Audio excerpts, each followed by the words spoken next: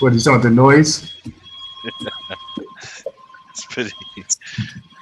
It's very clear on this side.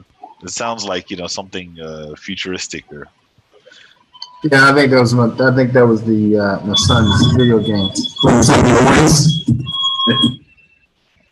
I think it was the video game. Do you hear it now? no, no. Now it's no. Now it's Yeah, gone. I think it was the video game.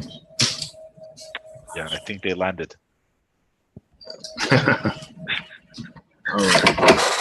Um, how are you? How's your trip? Yeah, it was pretty good. It's a work trip, so I'm still sitting analyzing it. The positives, what could have gone better, etc. The weather was nice. It received us for a few days with no rain, plenty of sunshine. Temperature was okay. It gets chilly at night, but that's all right. So yeah, it was great. The view, the area is wonderful. It's a vacation spot, so you can imagine how laid back it is and it's organized and things like that. So it's a good Cool, trip. How about yourself? cool. How was your week in Riyadh? It's just Groundhog's Day. Every day is the same day in Riyadh. Every day is the same day in Riyadh. But you can look forward to winter. It's you should be getting a bit some chilly at night. There should be at least the temperature should be coming down these days. Yeah, the temperature's down. Um, it's pleasant. That's a good thing. So yeah, I mean, that's definitely a positive. It will start raining. I don't know. It rains there during winter. Yeah. Sometimes it does, sometimes it does not. More than likely, it'll rain in January or February or March. That's typically when you really see the rain. If the last couple of years it really hasn't rained that much,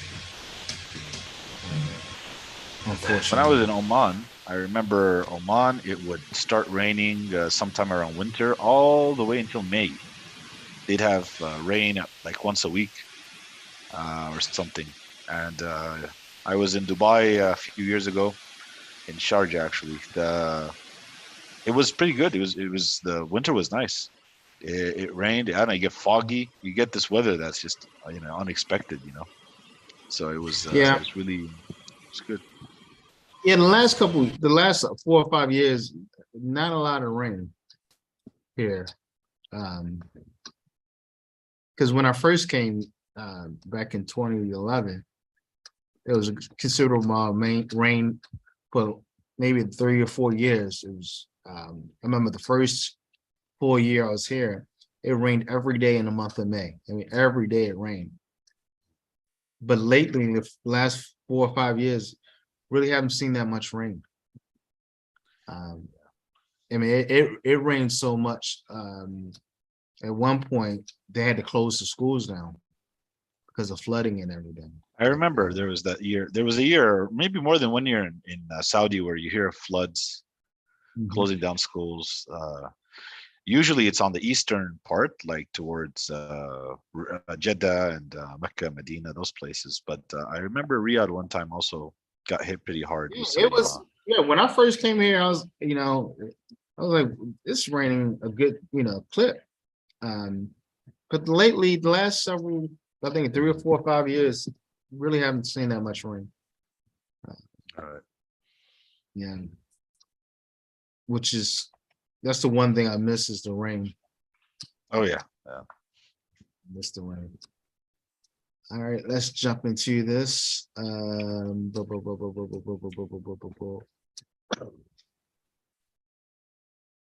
Think we only got a couple more units to go, and then we move back into the.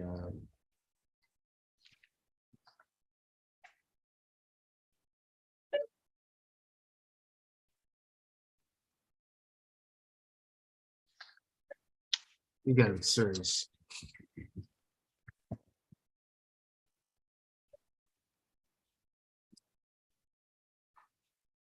Hello. Sorry. No. No. No. 2010.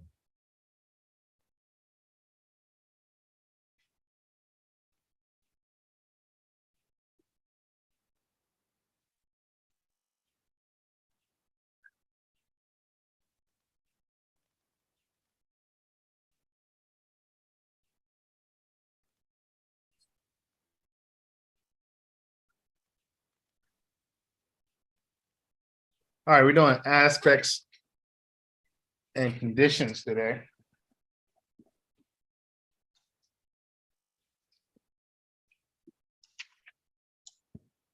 Aspects and conditions.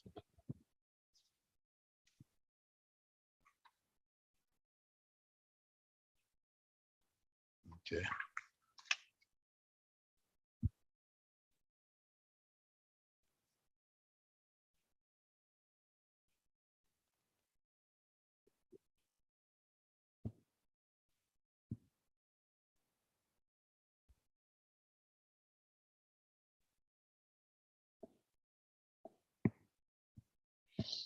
Um, so aspect, what do you think aspect is?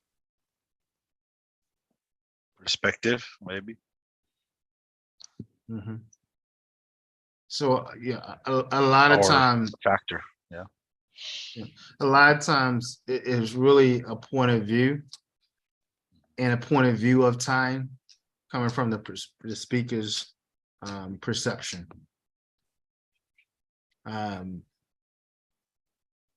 And you have the progressive aspect, and we dealt with that last time. The ing, she is speaking, he is studying.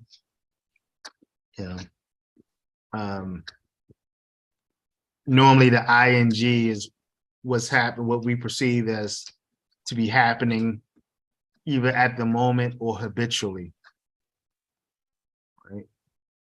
Yeah. With but we understand it to probably be limited in duration.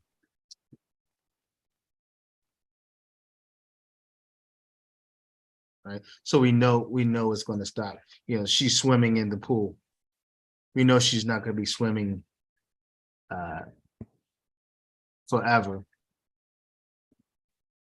infinitely. We know she's swimming, and it's going to pretty much stop at some period of time in the relative future, near future. So that's aspect.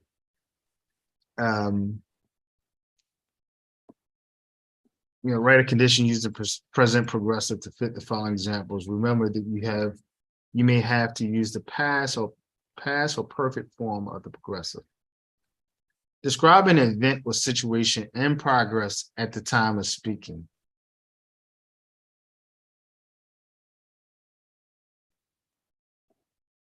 Yeah, I'm online. Yeah, I'm online. I'm typing the paper as we speak. I'm writing notes. I'm writing notes. Or I'm taking notes. I'm taking notes. Go ahead, I'm taking notes. All right. Can you slow down while I'm taking notes? Right. That would definitely show that we're doing it right now, right? Can you slow down? I'm taking notes. Describe a temporary situation in the present, not necessarily at the time of speaking.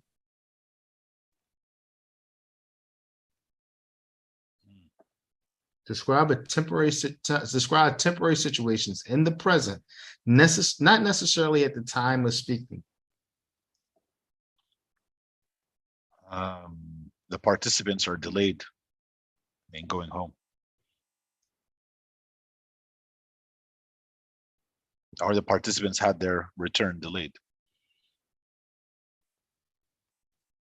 The participants are delayed. You want active or passive?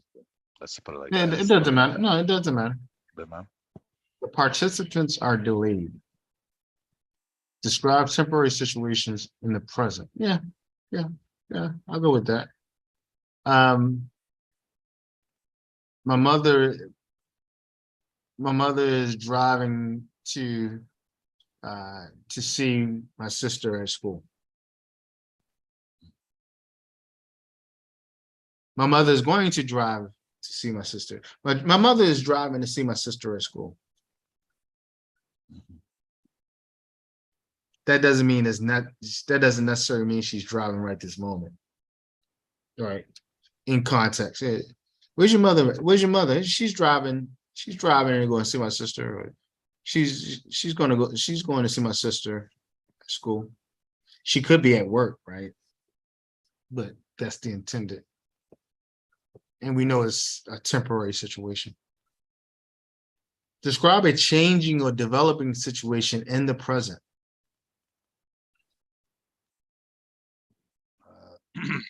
The president is dealing with the strike. Yeah. Just Russia, Ukraine is advancing, making advances towards Russia.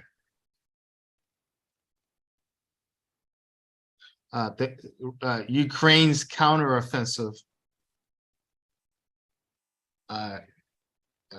looks fruitful.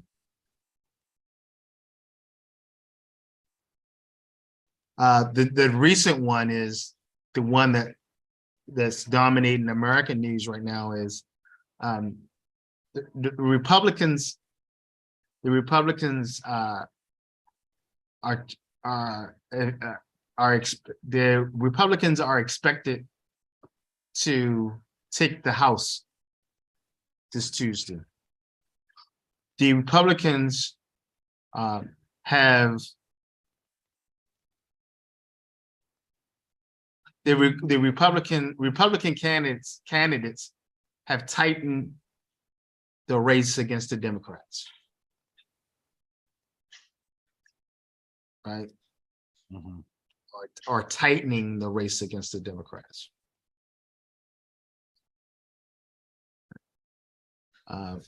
Definitely that's something that we're hearing in the news cycle in America, these changing and developing situations that are currently happening in the present. Describe repeated events using always or consistently.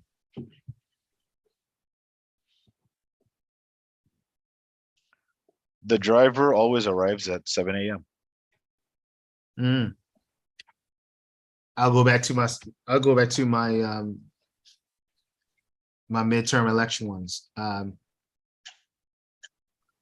Typically, why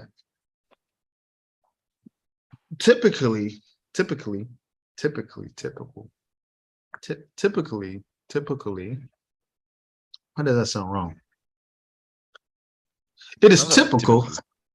Yeah, let me do this. It is typical for the opposing party it is typical for a new coming president it is typical for the new coming president's party to lose the midterm, to always lose the midterm.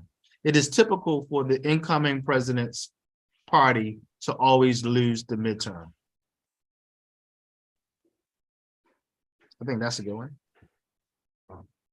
one. Describe a present arrangement for a future event.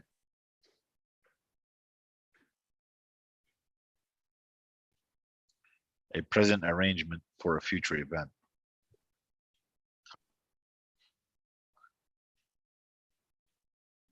If the Republicans win the House, Trump's going to run for president. Yeah. Describe a present arrangement. Yeah.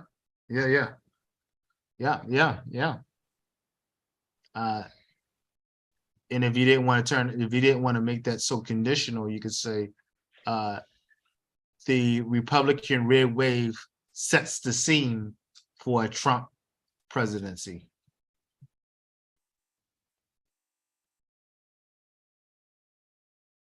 A Republican win guarantees a Trump presidency.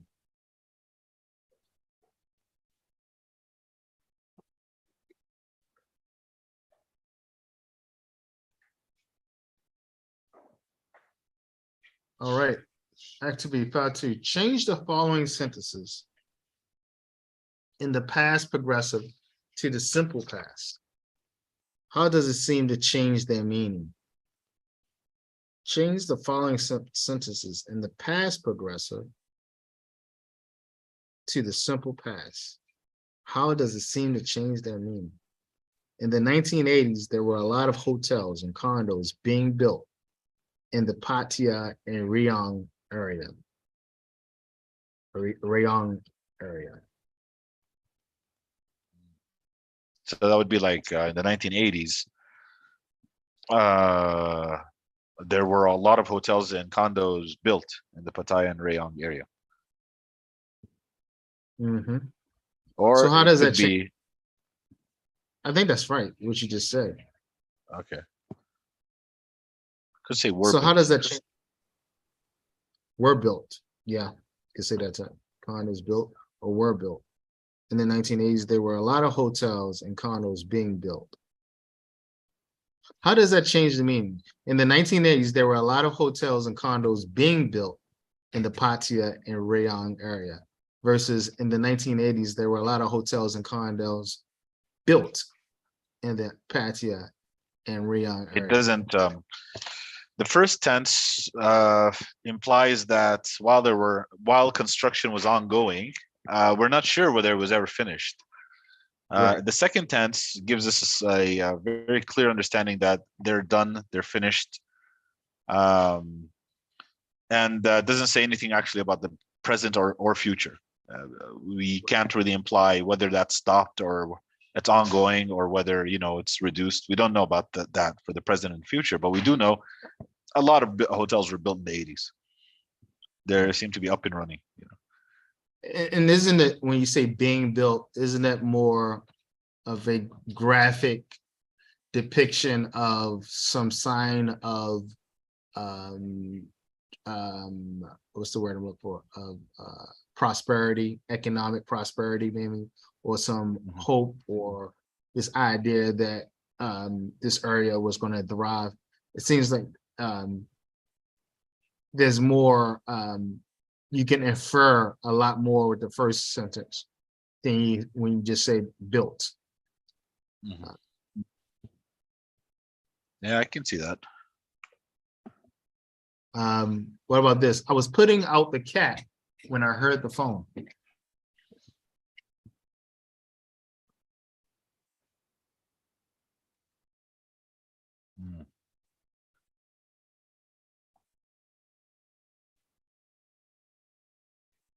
I put out the cat when I heard the phone. Put out the cat when I heard the phone. How does that change? I was Totally putting out the different. cat. Yeah, it seems the cat has something to do with the phone in the second one, right? Right. He wanted to have a conversation. Cat was in the way, threw him out, something like that. Well, the second one, we don't know if the cat was, I mean, the first one, we don't know if the cat was actually put out. Right, could have stopped. We're not sure. Right. Maybe she might have dropped, or he might have dropped the cat when he heard the phone ring. Whereas the second one, I put out the cat when I heard the phone ring. And there's a cause and effect there, right? Right. So you heard the phone ring, so you put the cat out. Right. Right. Or it could be after you put the cat out, you heard the phone ring, or something that was happening simultaneously. I put the cat out when I heard the phone ring.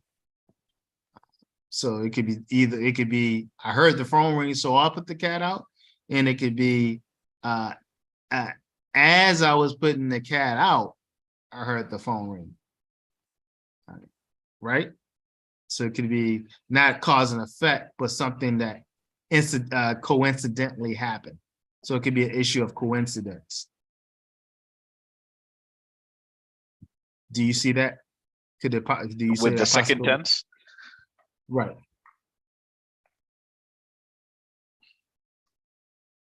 It seems pretty intentional. I mean, I put out the cat. That was clearly. I put out the cat. Yeah, I put out the cat when I heard the phone ring. So one is cause and effect, and the other one is coincidence, isn't it? I see it as Yeah. two. One, Yeah. Coincidence. one Yeah. thing. Whereas the first one, I was putting out the cat. We don't know if the cat was actually put out and he dropped the cat when he heard the phone ring, or again, again, this could also be coincidence also. I was putting out the cat when I heard the phone ring. Mhm.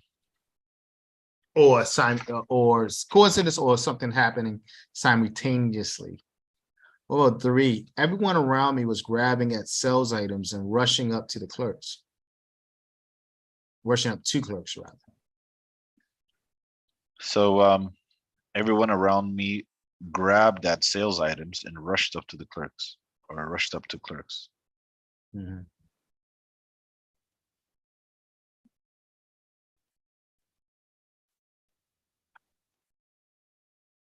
How are the two different?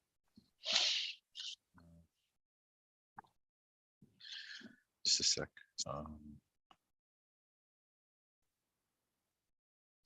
The second one there seems to be something.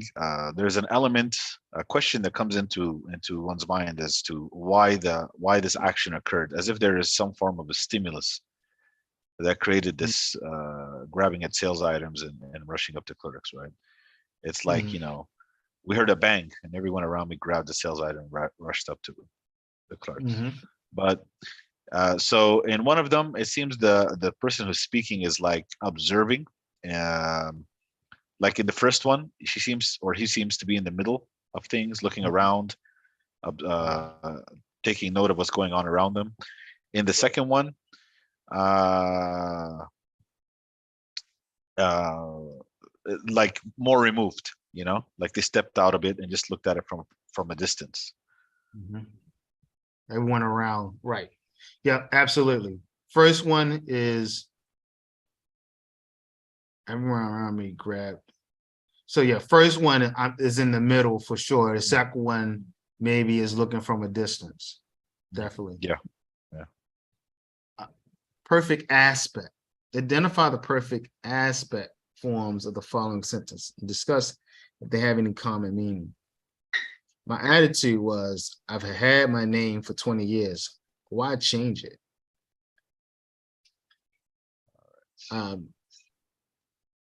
By 2010, every age group over 50 will have increased.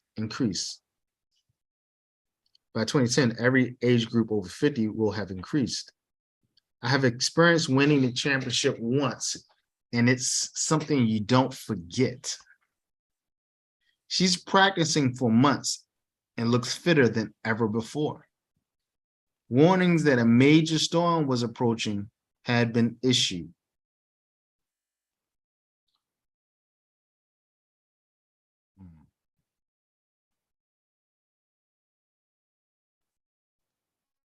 So what do they all have in common?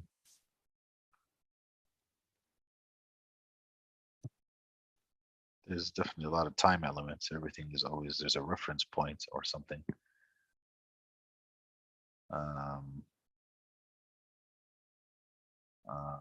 I've experienced, she's been practicing. My attitude was, okay.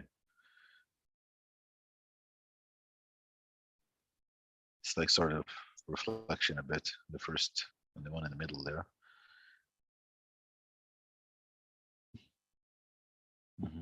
Reflection for had been issued. Well, I don't know. Just at the time, there's always a reference, or it's some form of it's related to. It has some relationship with time. That's all I can see. Yeah, I would say that there's a reporting of past events. There's some type of subjective, in some ways, subjective report of past events. My attitude was, I've had my name for 20 years. Why change it? By 2010, every age group over 50 would have increased. I've experienced winning the championship once, and it's something you don't forget. She's been practicing for months and looks fitter than ever before. So it's all this is reporting Warnings that a major storm was approaching have been issued. This is reporting back of past events with some type of subjective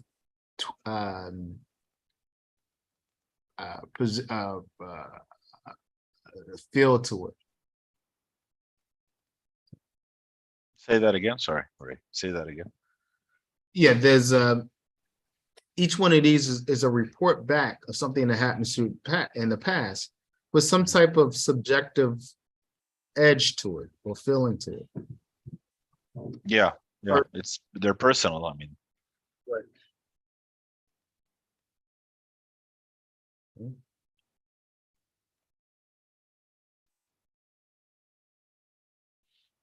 What is the relevance to the present in each of the following sentences?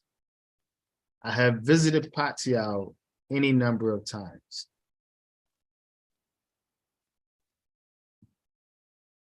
What's the relevance to the present saying? Present there. I have visited Patiao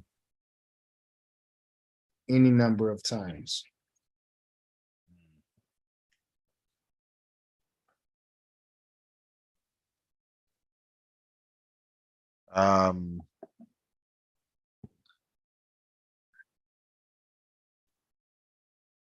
well, I have visited Pattaya any number of times.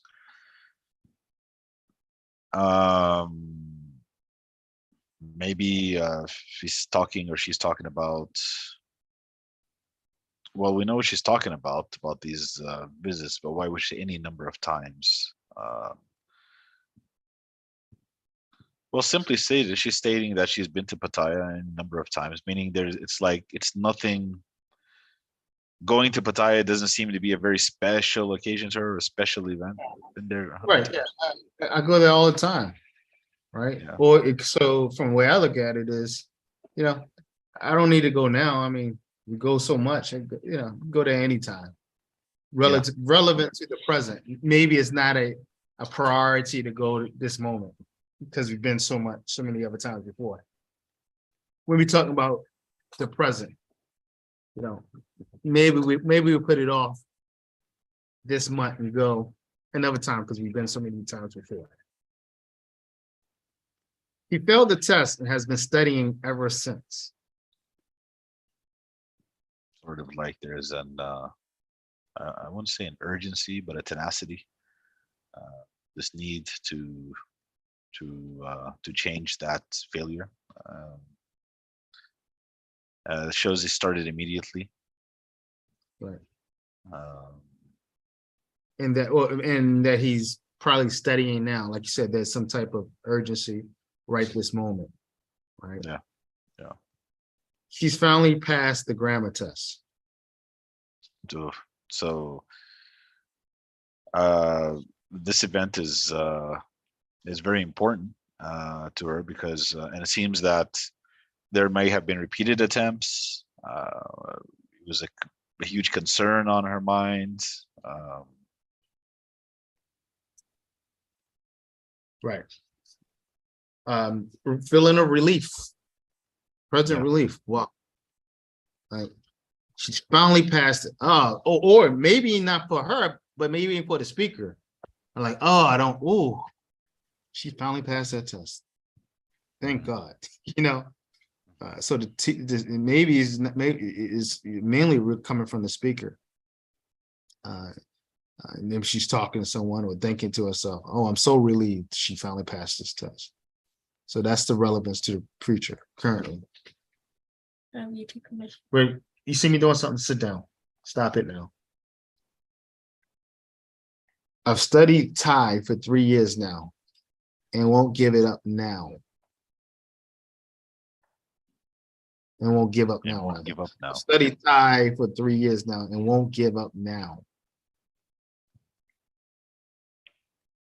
So there's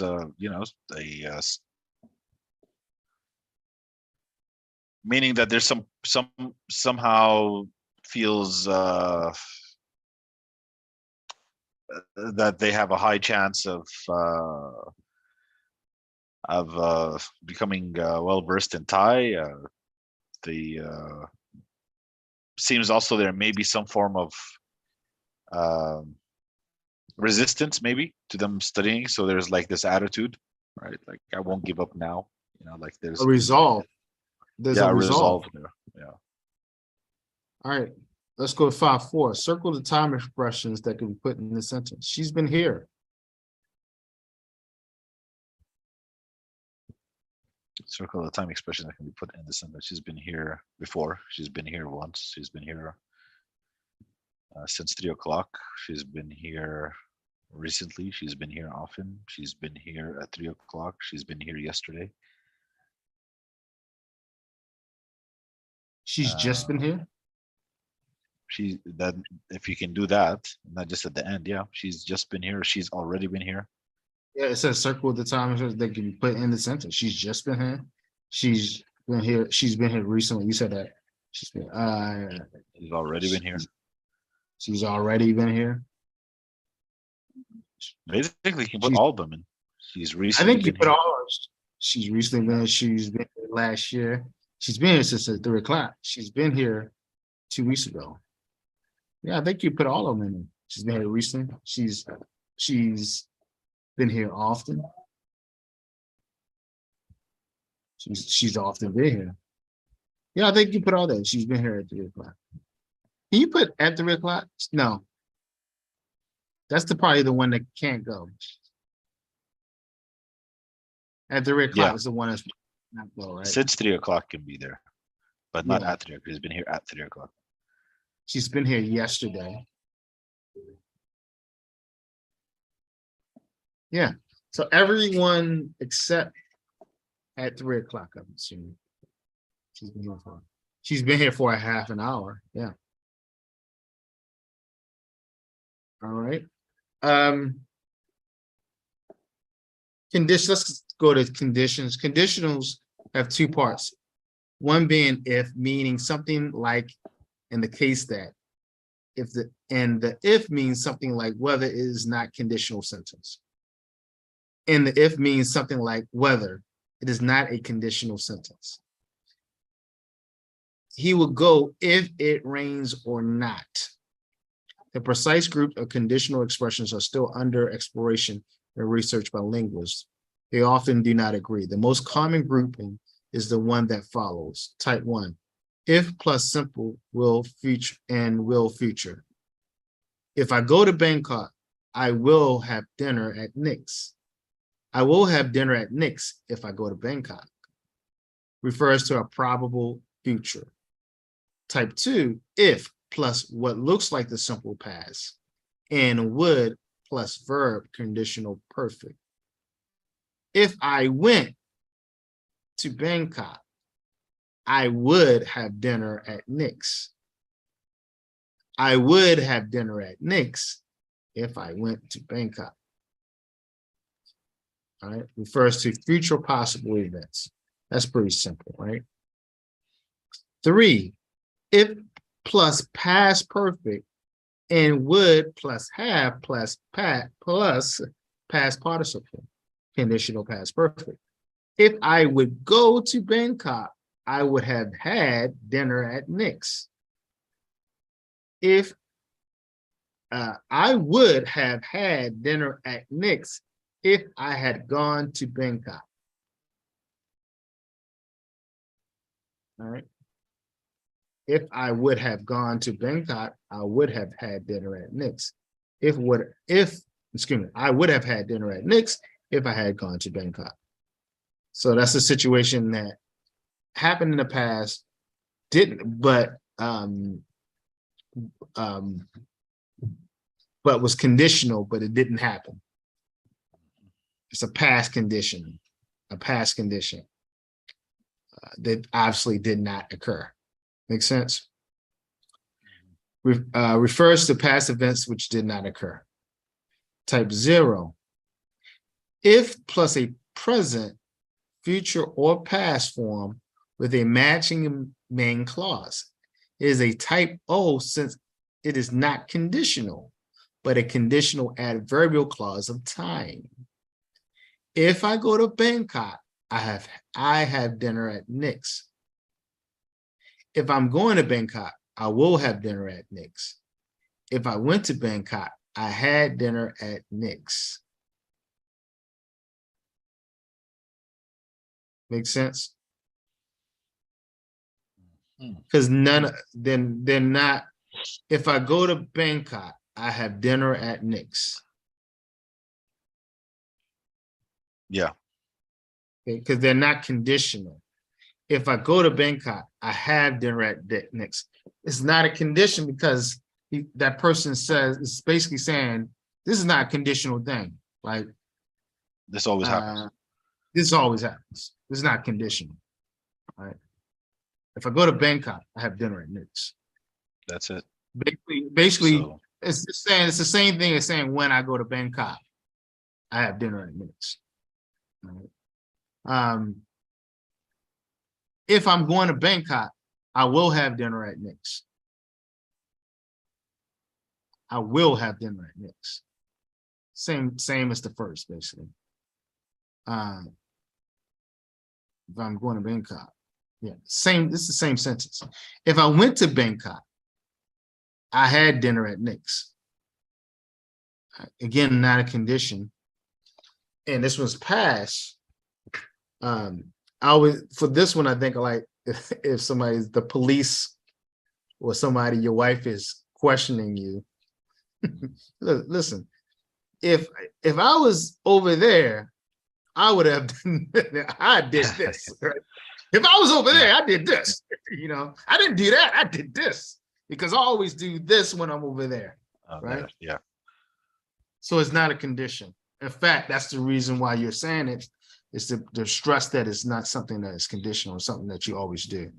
Notice that in each case, the if clause predicts what will definitely happen if the condition is met.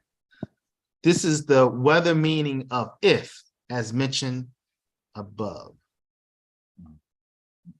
The went, he got a little ask with for went for I think for the for type 2.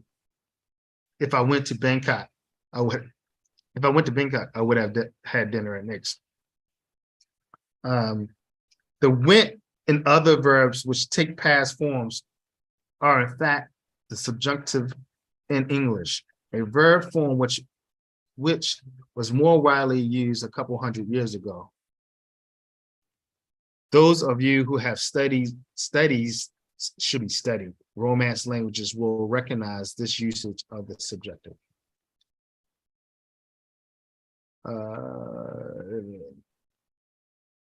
Subjunctive. All right, so that's aspect. What is Let's meant just by drive it. this one? Yeah, just before we go, that subjunctive. Yeah, what is I don't want to get into too much, but just what is it? All right, so you have, do you remember like subjunctive clauses? Or Subjective clauses. Let me see something.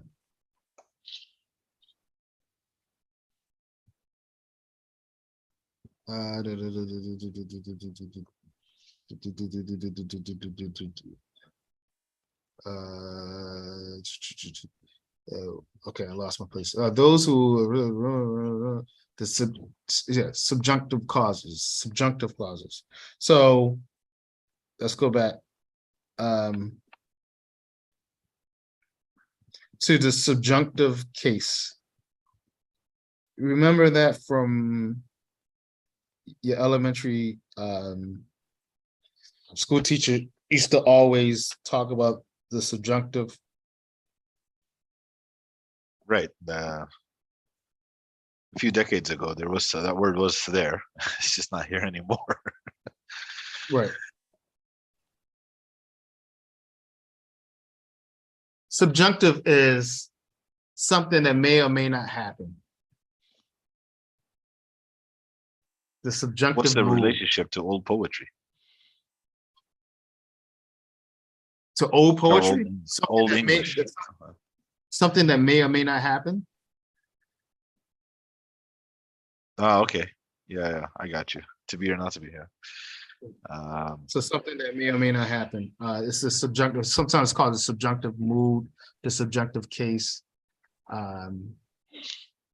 So he's saying the went and other verbs which take past form are in fact the subjunctive in English, a verb form which was more widely used a couple hundred years ago. Those of you who have studied Romance language will recognize the uses of the subjunctive.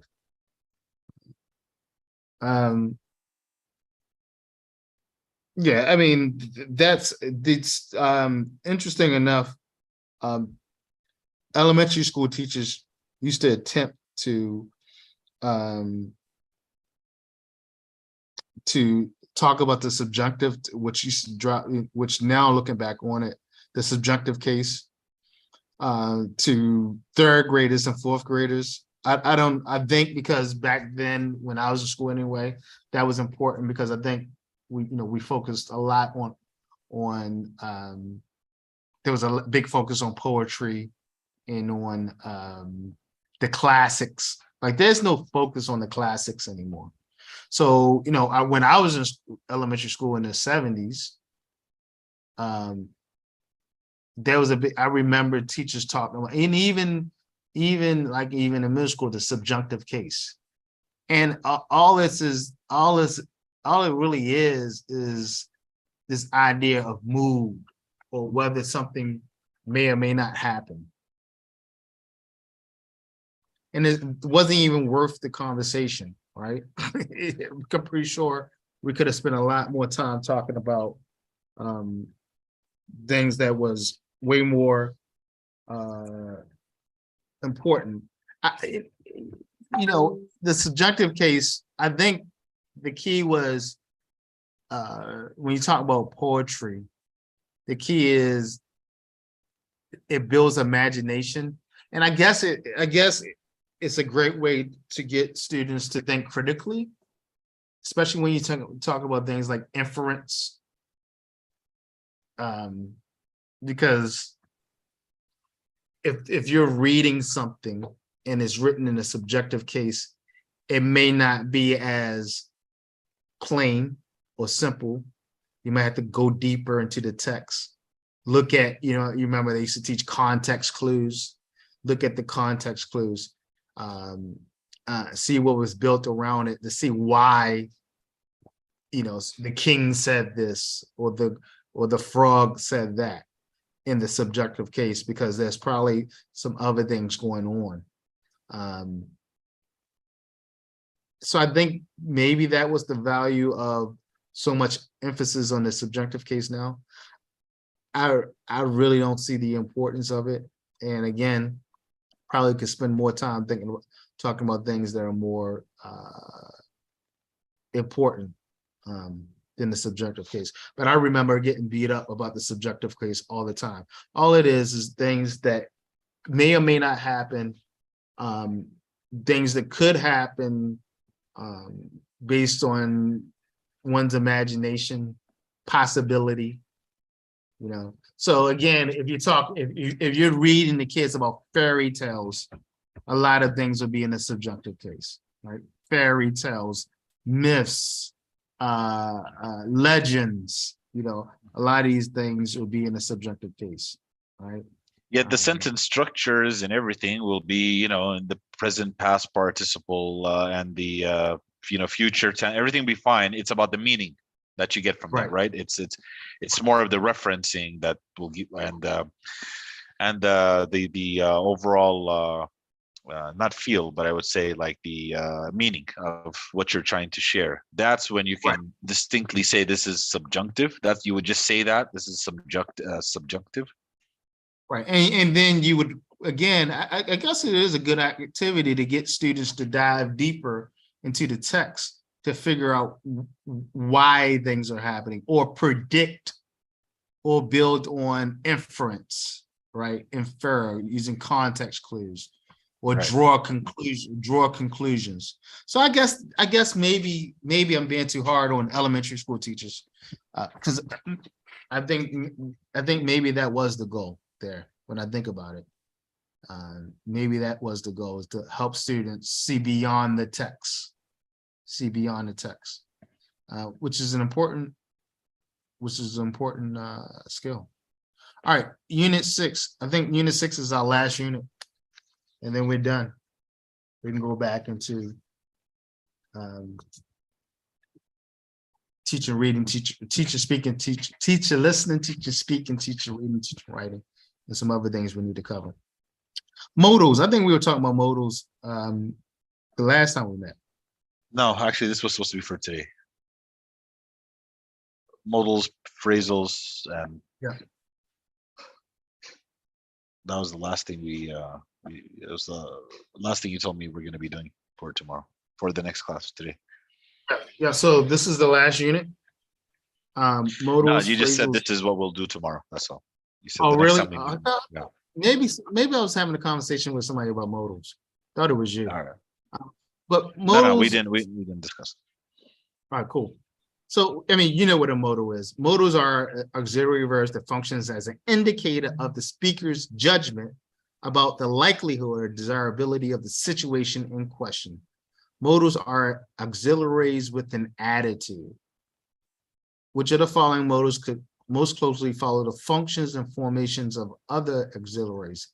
Be, have, and do, in making questions and negatives. All right, will. All right, you know, will you go to the mall? Will you go to the mall this evening? Will you do your homework? All right. You will not go to the mall, right?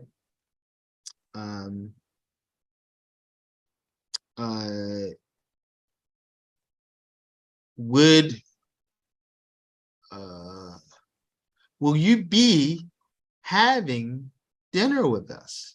Would you be having dinner with us?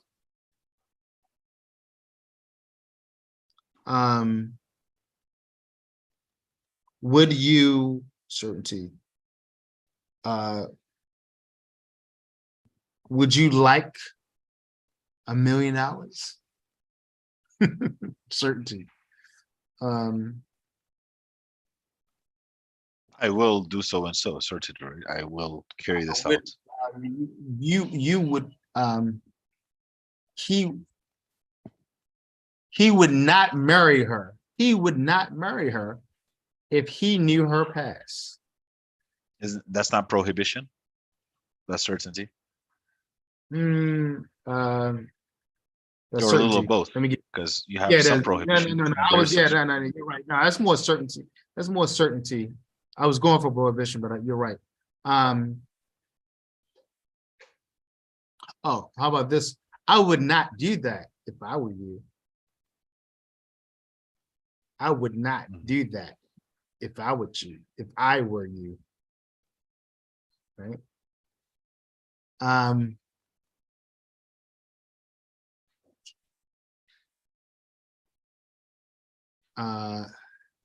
But do you have to add words that give it more of that drive it towards prediction or certainty or prohibition, right? Like you have to add something.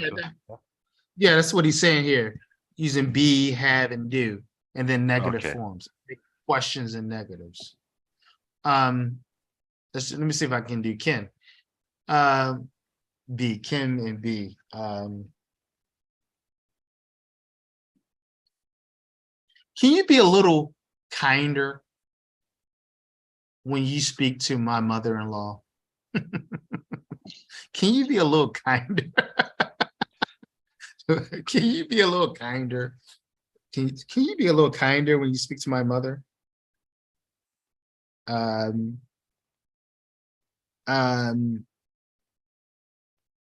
Certainty. Can you? No. Certainty can. I can make it later. Yeah, I can make it later. Yeah, there you go. You cannot go to the mall. No, you cannot. Right? Could. He could be anything he wanted if he tried. He could be anything he wanted if he tried. I can do that. I could do that. I could never see that woman again. No, that's certainty, right? You could never see that woman again. Can you, the prediction aspect, can you explain that a little bit more for me? Like right now you had that example, you said he could be anything. He could be anything he wants. Mhm. I don't remember the rest of the sentence. He could be anything he wants. Yeah, he could be anything he wants to be. He could be anything he wants to be. That's a prediction, isn't it? You can do it. No, you could do it. No, that's Ken. You could do it. You could do it if you really wanted to. You could do it if you really wanted to.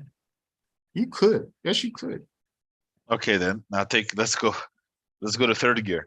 The one where you said, can you be nicer to my mother when she visits, right? Now, where's the prediction in that? Oh, I was just making a question there. Prediction.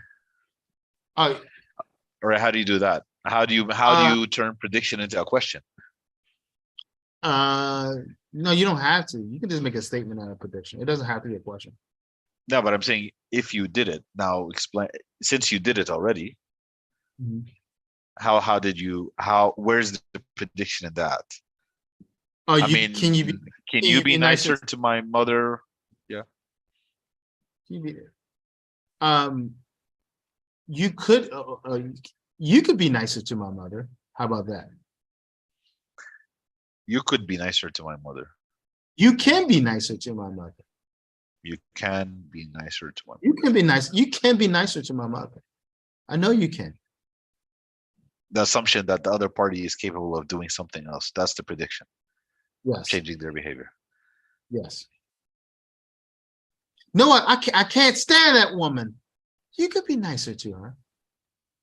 Well, I can't stand that woman. That's like, that's I can't stand that woman. That's certainty and prohibition right there. I can't. Yeah, well, yeah. Well, that's what he's saying. I can't stand that one. And then the reply is, you could be nicer to her. Prediction. And it slides into certainty a little bit. And it's also how you say it, right? Yeah. The words, you can be nicer to her, right? You can do this problem, right? So that's certain. So it's also the context, because you can do this. Could be prediction, but depending on the context, it also could be certainty. You can do this. I know you can. Done it 100 times. Yeah, if you can't, you done that 100 times. What are you talking about? You just being lazy. Right. So it could be prediction, it could be certainty. Yeah, I'm not going to do all these, but so we can see the modals: must, ought to, might, may, want to, have to, must.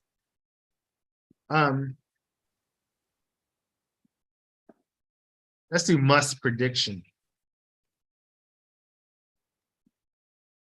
You must have heard about it. No, that's So that's more of, you must have heard about it. No, but that's also, well, it's a bit of the unknown. There's an assumption there. You must have heard about it. Sort of. Contextually, depending on the context, you could be forcing a person to make a prediction, or you're making a prediction. You could be depending on the context, you could be making an assumptive prediction. You must have heard about it. You must have known. You must have known about. What about this? You must have known. You must have known. Prediction. You must have known. Isn't that more? You must have known. Isn't that more certainty? You must have known. Again, I'm the sure you context. context. You must have known. You must have known. That seems more certainty to me. You must have known. If the police are saying, no, you must have known about this. I'm certain you must have known about this. Prediction would be must. Must prediction.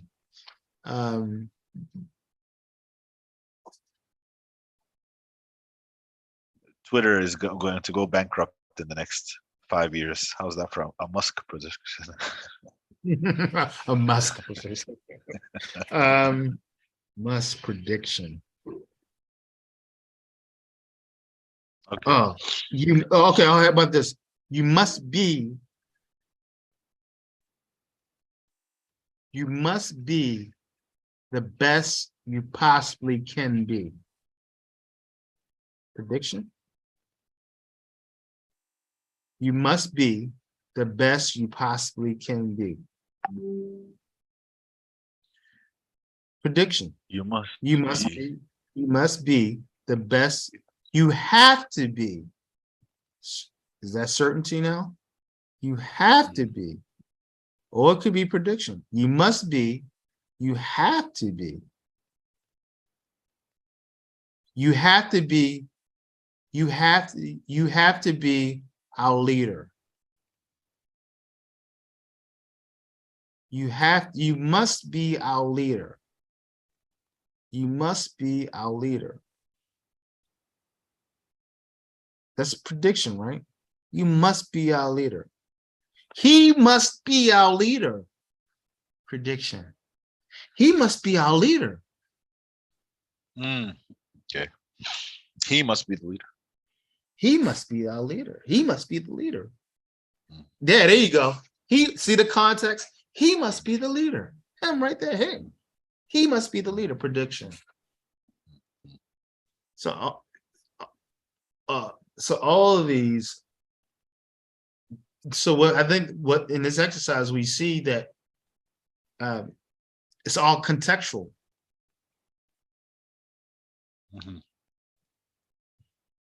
He ought to be the leader. He ought to be the leader.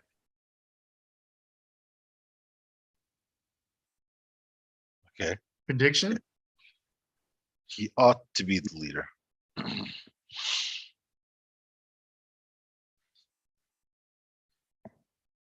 Prediction or wishful thinking? I don't know. He ought to be the leader. Whether it's wishful or not, it's still a prediction, right? A prediction is just a jump into the unknown. He ought to not be the leader. He ought not be the leader. He ought not be the leader. He ought not be the leader. He ought to not be the leader. You ought to. You ought to be our leader. You ought to be our leader. You ought to be our leader. You ought to be our leader. Yeah, but anytime you add an unknown, that makes it a prediction? Whatever angle the unknown comes from? No, not necessarily. Does it have to be an event that may or may not occur in the future? It depends on the nuance. It depends on the context. He ought to be our leader. He ought to be our leader. Okay. He ought to be our leader. May or may not occur. That's he ought to, depending on the context and the situation, that could be a prediction, or it could be depending on who's saying it, also depending on who's saying it. If it's the king maker, saying it, it may be a certainty. He ought to be our leader. Right? So if the kingmaker is saying it, that's a certainty because he's the kingmaker and he's just convincing everyone else. prediction, he ought to be our leader. Depending, the guy says something amazing or does something amazing. He ought to be our leader. Mhm. Depending on the situation. We But can he's do not this all predicting night. anything. He's wishing for something. I mean, there is a difference between wishing for something or No, wanting no, it to no, I happen. agree. No. You're right. But I think, again, depending on the context of the situation, he might not be wishing. That might be the prediction. He ought to be our leader.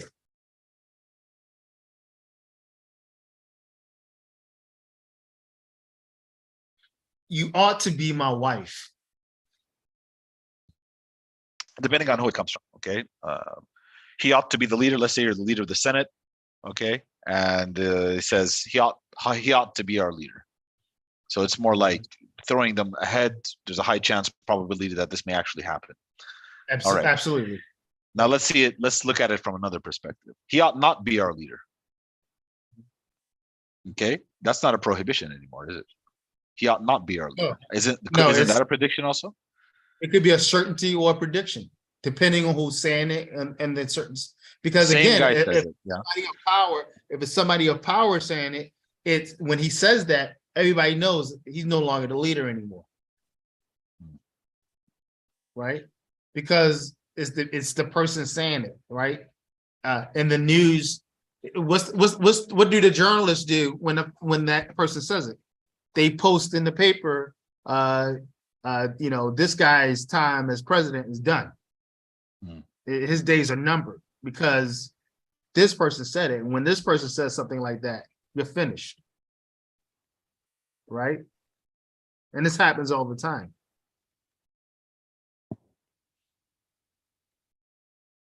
Very nuanced. Because we know that people use words passively when there's really a lot more to that passive, is really a passive aggressive move, right? We do it all the time. We use language in that way all the time. We speak passively, but the meaning behind those words are quite powerful and quite effective, right? Quite active.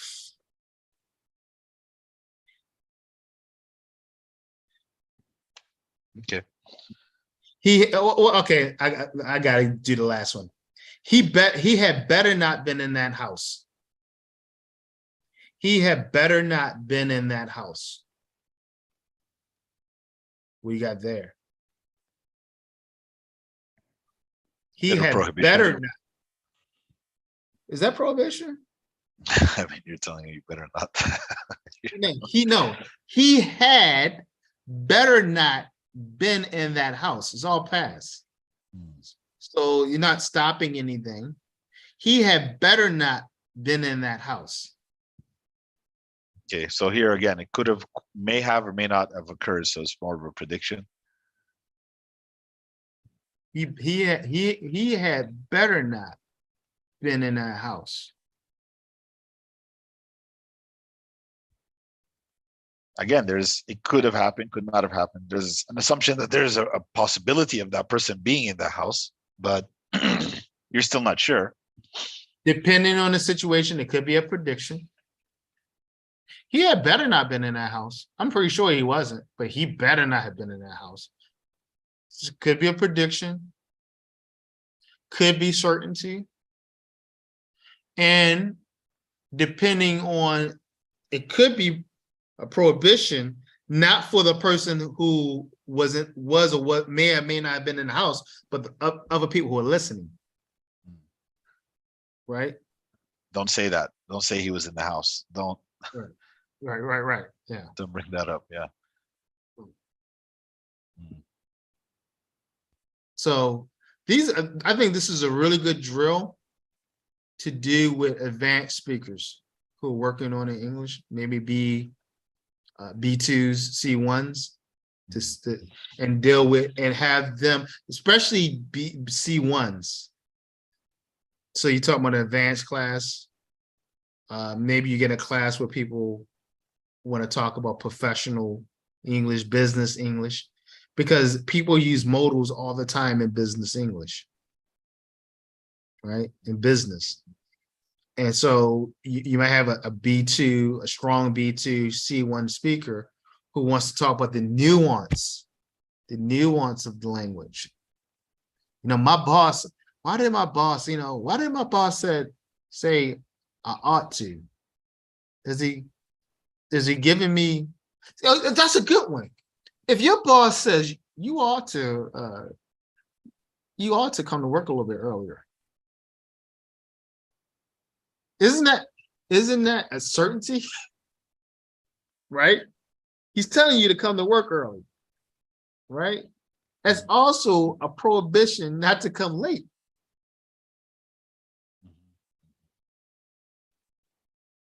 And depending on how you perceive it, you can also perceive it as a prediction that you're going to be on time. Fired.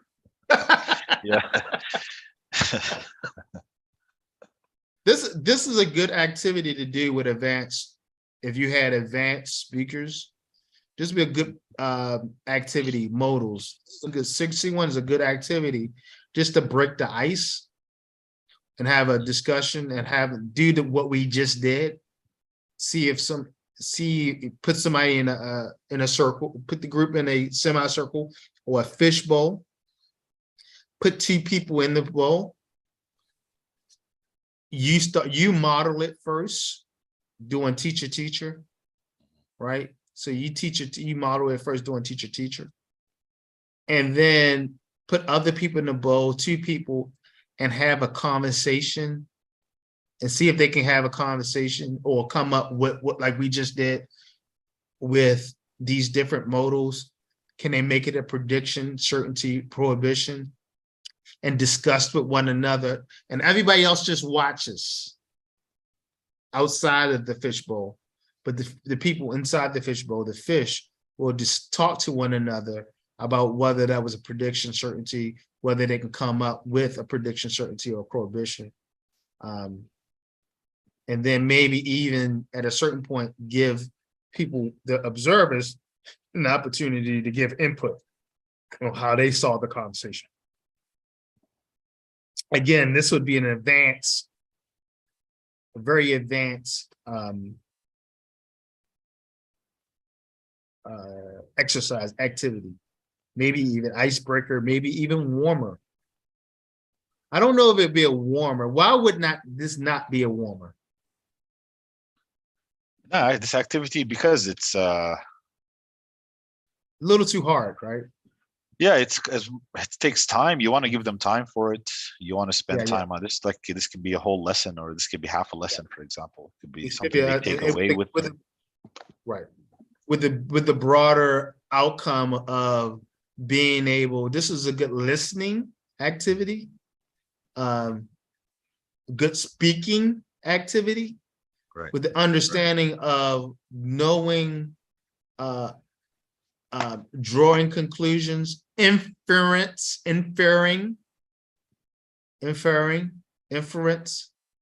right? What did my American boss mean by you ought to take this course? Is he telling me I should take the course? I must take the course? Is it a suggestion? Will I get fired if I don't do it? What does he mean by that?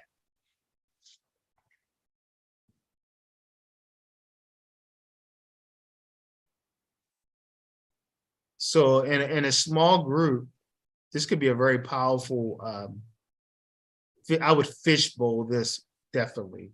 Put two people in the middle of a fishbowl, have them work through the different sentences and questions that can come up using that modal. Have the other person, just like we just did, I don't know, maybe that's really a certainty, and kind of banter back and forth. And then after they kind of fizzle out, ask the other people observing the bowl to come inside the bowl and give their 2 cents about it, and then offer, and then give them another word. Or maybe they even pick. Right. All right, so that's modals. I think 6.2, we already satisfied 6.2. We did that. We did 6.1 and 6.2 all together. Exploring the features of modals. Notice that modals do not always act like other auxiliaries in the sentence. You will notice language history as the forms have evolved. Look for the features of the verbs in the chart and put a Y where the feature applies and a no where it does not. 1 second, Ray. 1 second.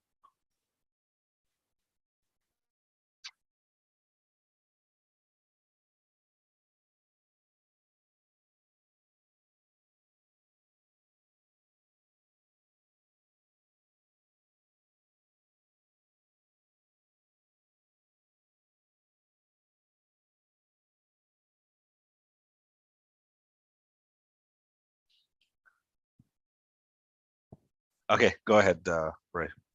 Okay, this activity. Yeah, so 1 second here.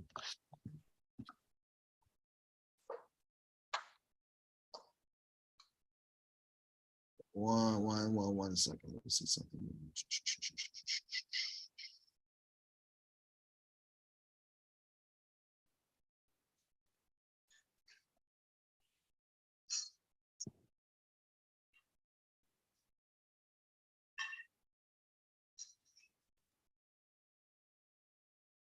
All right. So yeah, so look at the features of the verbs in the chart and put a Y where the features apply and an N where they do not. So can, it takes on the infinitive to. Does can take on the infinitive to? To can, no, that doesn't make sense. And to must doesn't, but to need and to want makes sense. Yes. What about there is a special third person form? Special third person form.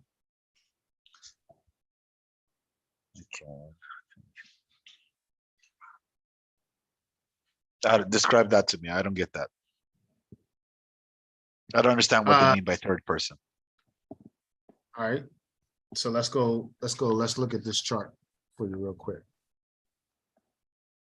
1 second.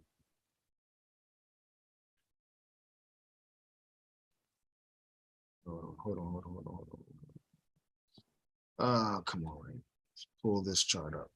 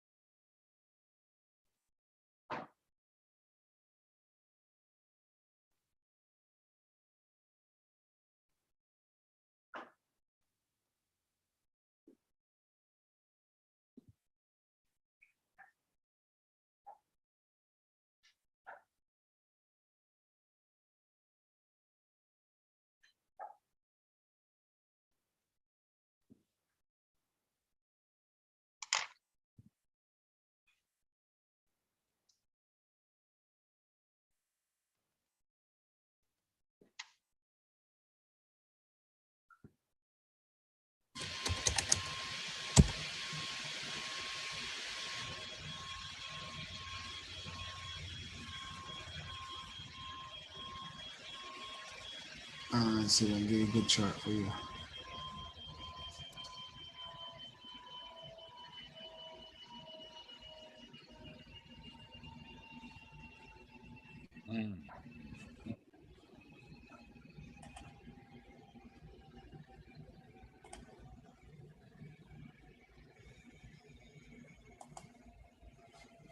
Okay, that might work.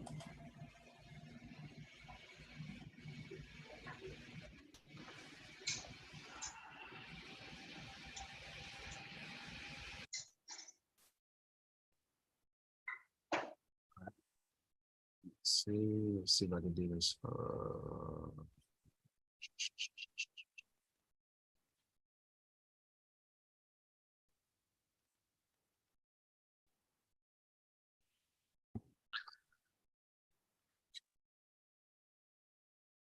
I get it.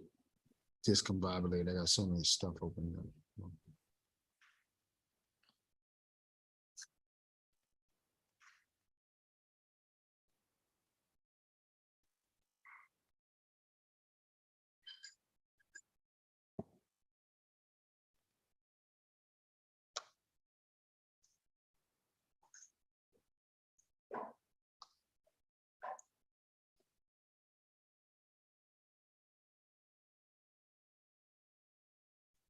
I lost my place where it's I got too much stuff open.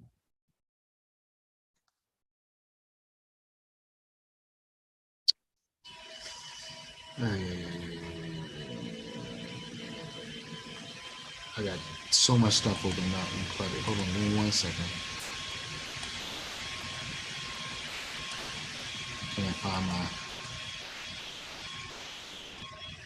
Can't find my way here. Let me see.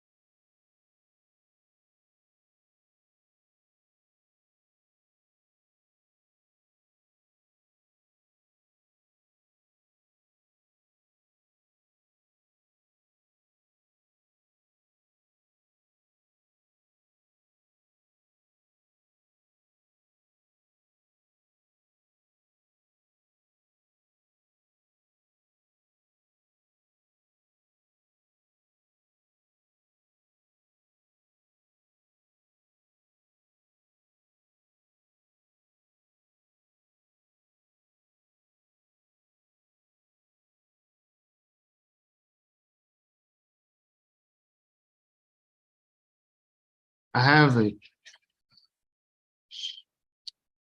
Wasting time. Hold on 1 second.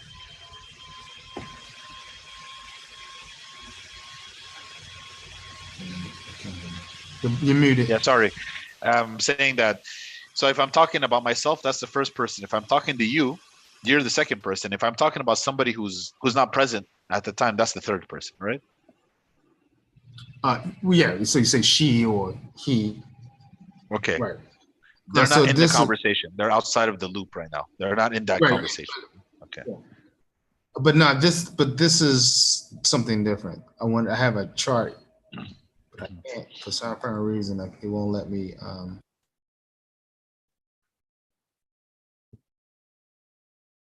You can email it or put it on the student Yeah, portal, yeah. I'll put it on the classroom. Sorry. yeah, because this one is a little confusing. Let's see, but now I lost. I have so much stuff up, and grades are due tomorrow, and I had all these spreadsheets, and everything is discombobulated. Oh, all right. All right. So basically, um, there's a special third person form. No, the answer is no for can, no for must, yes for need, and no, yes for want. The negative form is the negative is formed by simply by adding not is yes for can, yes for must, Need no for not. need. And, So have you heard that phrase? Like I've heard that people say you need not come to work yeah, tomorrow. but that's not correct though. It's not correct. And Okay. whatnot. So it's no and no. The question can be formed by inversion. Yes, yes for can. Um, yes for must. Yes for must. Uh, no for need. You can't invert need. And you can't invert want. So you The can't say question can be want. formed by inversion. And So like I can go to the store. I can go to school. Can I go to school? Okay. I must visit my grandmother. Must I visit my grandmother? Okay. I need I need to go must you? to mm. Yeah. And then So I you need to buy raisins. Need I buy raisins? Yeah, that doesn't make no. sense. Okay. No, Okay. so it's no, and then want is the same like need. So it's no, no. Okay. It can be preceded by other auxiliaries. Um, can is no, must is no, need is yes. You can put other auxiliaries in front of need, and then yes is want. There's a past form. Can no. There's no past form of can. I can. Can some people say could, Could. yeah, but we're really talking about the Yeah, I ED get you. form. Yeah. I So can't. uh, Yeah, you can. I can't an employee. How's that? Good. That works. No, Good. no. So it's no for can, must is no, must it did. Need yes, Needed, you can wanted. Yeah. yes. All right. So that's Uh, the answers. I'll get back with you for a better explanation for there is a special third person form. how about Exploring like, modal. sorry, for the one third person, they're all yes, yeah? There's a special third person. Yeah. No, can is no, must is no, need is yes, want is yes. Okay. Just so I get a better understanding of it. How did you arrive at? Because I thought it was okay, special third person, and then I said third person. Okay, is it the same as speaking in the third person, or what we just discussed about she, him, or they? Well, because I don't want to confuse you. I'm gonna put a simple chart so All you right. can see, Okay. All right. because I might confuse you even more. Okay. I had a chart that makes that much easier to understand. Okay. Act 7.4, complete this chart showing which modals express which concepts. Think of examples. Use Y to show it has meaning and N to show it doesn't. Likelihood and probability. Can, can't. Yes, right? Can and can't, likelihood and probability. Could and couldn't, yes. May and may Can you not, yes. Yeah, could you come down a bit? I can't see it. can you see it now? No. All right, let me stop. Let me stop. Hold on a second.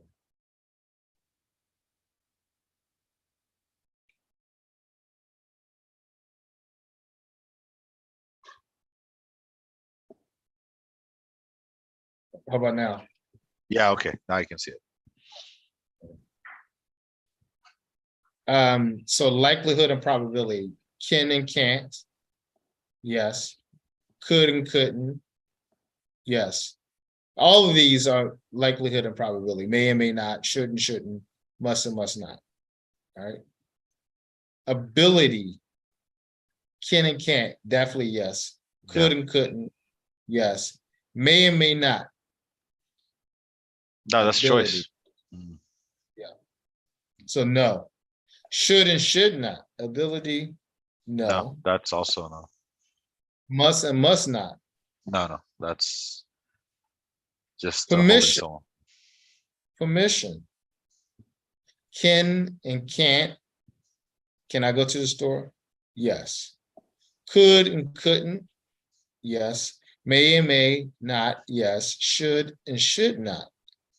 Yes. Must and must not. Yes. Prohibition, strength. Can and can't, couldn't, may not, shouldn't, all of those yes for sure, right? Yeah. Obligation and duty. Can.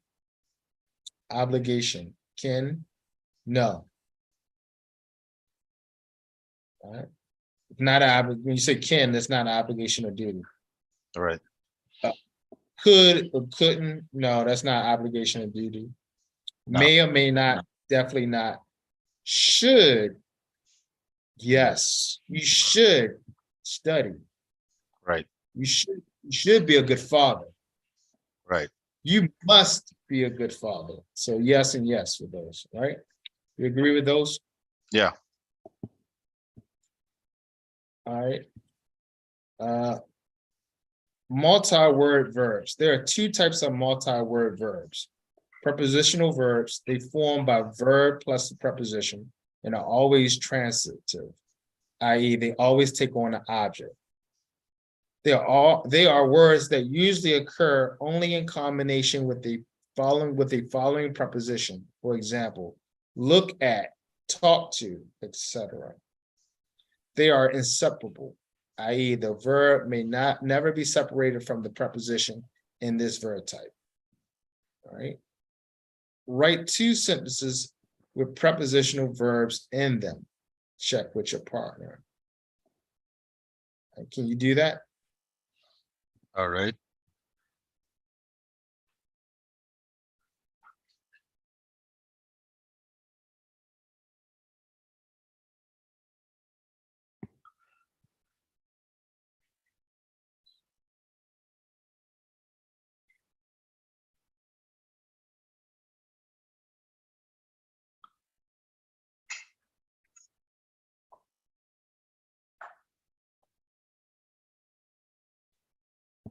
We use them every day.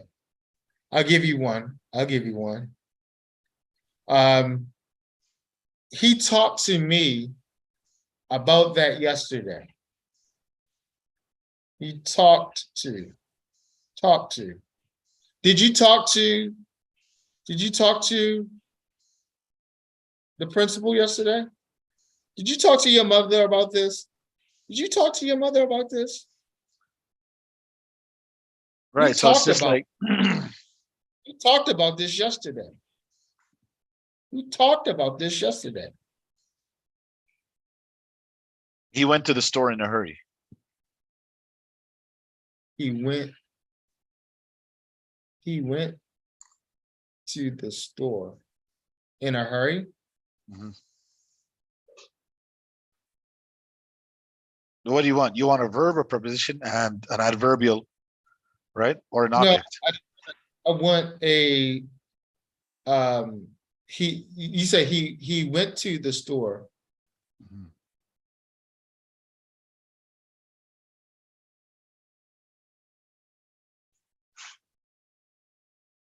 He went to the store yesterday. Okay, Yeah. so Yeah, I'll go with that.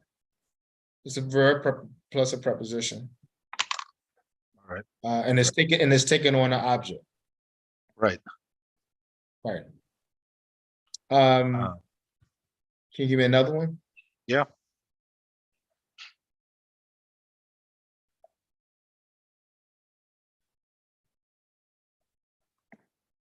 She learned to ride the bike quickly.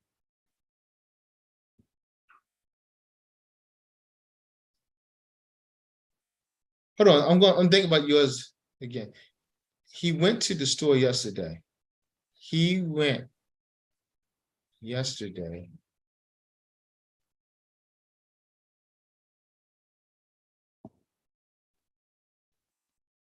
No, you're right. He went to the store yesterday. That's fine. So give me the other one again. She learned to ride the bike quickly. She learned to ride. That's an infinitive there, right? She learned, yeah, but learned. Yeah, but then you got an infinitive to ride. Okay, all right. So that wouldn't count because that's an infinitive. Okay, fair enough. Um,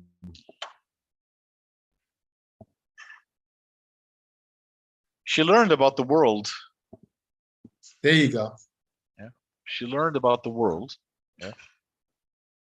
But now we need an object after that. She learned, oh no, she learned about the world. There you go. She learned about the world. Yeah, she learned about, there you go. She learned about the world. All right. There you go. Phrasal verbs. They are formed with verb plus an adverbial, also known as a participle. They may be transitive or intransitive. Phrasal verbs have the following feature. They are formed with a verb plus an adverb. The adverb alters or modifies the meaning of the verb. There are three types of phrasal verbs. Separable. The verb may be separated from the adverb by the noun object or the pronoun object. I made up my mind. I made it up. Okay. Inseparable. The verb cannot be separated by the adverb. I got in the car. I got in it. Okay. Three-word verbs. Verb plus adverb plus preposition. This is really a combination of prepositional and phrasal verb types. These are always transitive and inseparable. All right. Underline the, hold on a second.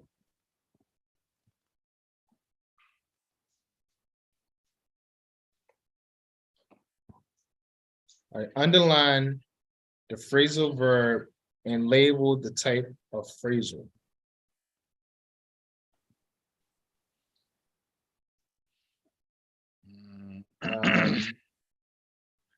So you want to do something? You want to do that one? Okay, let's What try it time? out. What time did you get up this morning?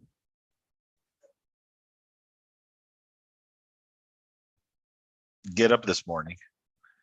Yep, get up. Yep. Get up. I- That can be separated, right? Right. That cannot be separated. Right. So that would be It's inseparable. inseparable. But then there's this preposition, or no, this morning it just speaks to the time. So it's just Yeah. an adverbial. Yeah. Verb, adverb. There's no preposition though. So it's not going to be a three-word verb. Yeah, I'm screwing this up. Hold on a second. I got so much stuff open. Jeez. It's Happened. all wild. It's like the wild west in this thing here. Show all windows. Where am I? Where am I? Where am I? All right, I think I'm here. All right. So yeah, what time did you get up this morning? Because remember, you got they form with the verb plus adverb. Yep. So get up this morning. So get up. That's inseparable. What about two? I got out of class at 4 o'clock.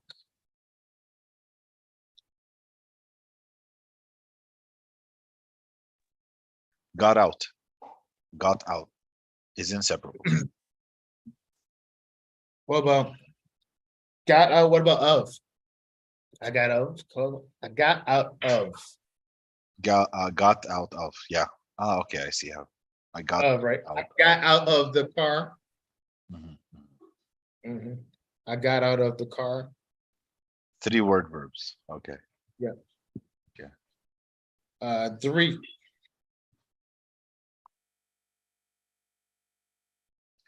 He took his watch before going swimming.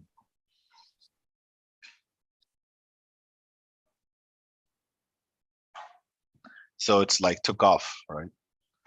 Took off. Took off.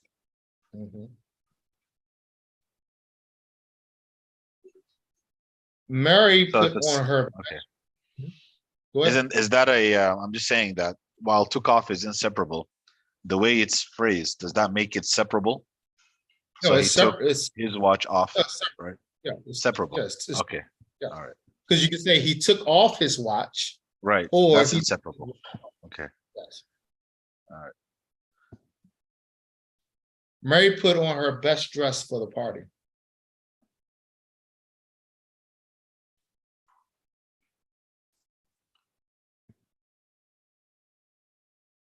Put on. Put on. Inseparable. Yeah. Put on. Inseparable. We got on the boat about 10 o'clock in the morning.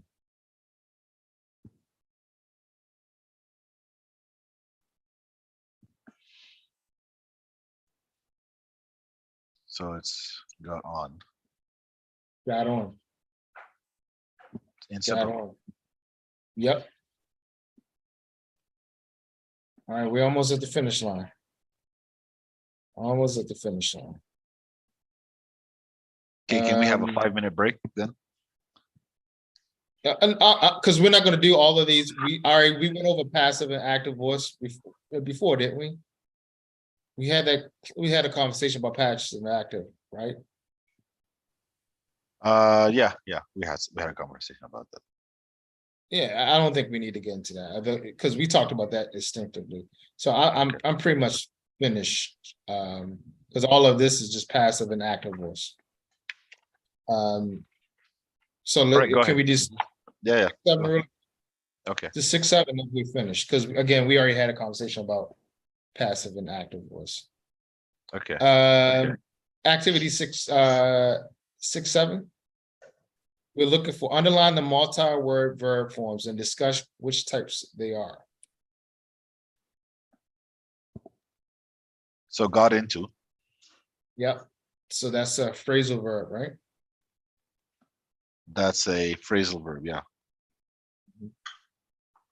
What's the next one? Went on down. Or went on. Went on.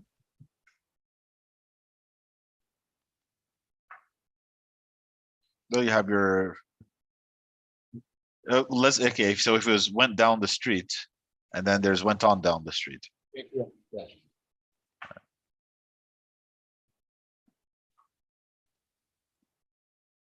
So your book, what does your book say? Went on or went down? Your copy, what does your copy say? I don't have it open in front of me, but I can check it. Oh, okay.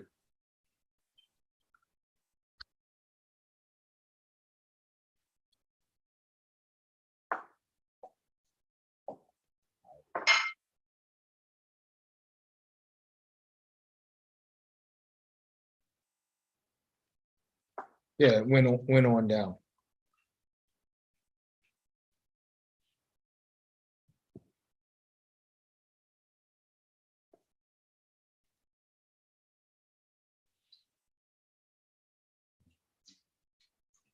It's there. All right. Went on down. Went on down. So what's that? That's Went a on 3-word. down. Yeah, That's a 3-word. yeah. The sky was lit up with Lit up. fireworks. All right, that's Could be lit a up. phrasal, right? Yep. Um, Going off. going off. Next one. Why? Well, it's not a verb there. That's just an adjective. He pulled up. Pulled up. He pulled up to Pulled the up. railroad. Pulled up. Pulled up to. Pulled up to. Yep. Pulled up to. Next one. Getting off. Yep. He watched carefully as one man in particular Got out. Got out of. got out of the train and into a cold black limo. Minutes seemed to stretch into hours as he waited for the car to Pull pull out out. of. The parking lot and onto the street. He went after the car slowly to avoid catching up too quickly and alerting the other. Yeah, catching up. Catching up. Yeah. All right. All right. Again, phrasal verbs confuse the heck out of new speakers of English. It just doesn't make any sense to them. So I would highly advise if you want to tackle phrasal verbs, Right. you do it in story form. Instead of just, I see a lot of people just give learners the phrasal verb and then ask them what it means. And then learners look at them like they're crazy. Right. Because there's no context. So for phrasal verbs, you should be giving learners a lot of context to help them kind of figure it out. Because phrasal verbs could just be ridiculously confusing and frustrating to new learners of English. Like I said, we won't get into voice. You know the active voice and the passive voice. He has this middle voice. The last example is sometimes referred to as the middle voice. In English, since the recipient is in the subject position and the actor unmentioned. There are also referred to as ergative or middle voice verbs, i.e. verbs that allow you to describe the action from the point of view of the actor or the recipient that is affected by the action of the verb. Okay. All right, we're finished. Grammar boot camp. I'm glad to be finished because I hate it. And It's challenging. I mean, it's challenging. It's challenging. The key is we're not teaching this stuff. I mean, yeah, I do ask students to write in the active voice, but again, we're not necessarily doing that from an ESL perspective. We're doing that from more of an academic English perspective. I think from an ESL perspective, it doesn't matter. I don't think we need to point out the active or passive voice. The key is to get them to speak in English, write in English. And then when we dive into more academic English or business English or English for academic purposes, or being or English for professional purposes, then we might start talking about some of these other things like modals. For new learners, I don't think they need to know that these are called modals. They just need to know what they are, how they're used. They don't need to know that they're called modals. They don't need to talk about prediction and certainty or prohibition. We just need to give them good examples and good context. Again, when we're talking about more advanced speakers, and we already went through that activity, the nuances of the language. What did my boss mean? What did my coworker mean by that? What did the customer mean when she said, I ought to? What did my wife mean said, you ought to get out of my face? But then again, I think that's you ought to, yeah, you ought to treat my mom. You ought to speak to my mom with some respect. I think that's more advanced stuff, right? So I think when we use modals and a lot of other stuff, we point out the grammatical point, but we don't beat it over and we don't get too deep in it. They need to see them used. They need to see all the stuff mentioned in this book used, but how deep we get into it and how much we worry about them knowing the labels for these things is not really important. What's important that they can use them and they understand how they're used. They don't necessarily need to see the man behind the curtain, right? We're not asking them to be linguists or teachers. We're just asking them to use it the language properly. Absolutely. Right. All right. Well, I think I beat you up today. That's 2 hours. That was actually longer than last time. Yeah. No, good. It's good. Usually 2 hours is good. It's a good session. And plus, we didn't meet last week, so we had to do something about that. Yeah. Yeah. So, are we meeting tomorrow? Tomorrow is Monday. No, tomorrow we can't meet on tomorrow. But what about on Tuesday is also going to be a bit difficult. Let me just check my calendar here. Well, we have a new semester coming up, and Right. I have one class the whole semester, whole trimester. So Okay. I'm free. I'm free as a bird. Lucky you. Let's switch.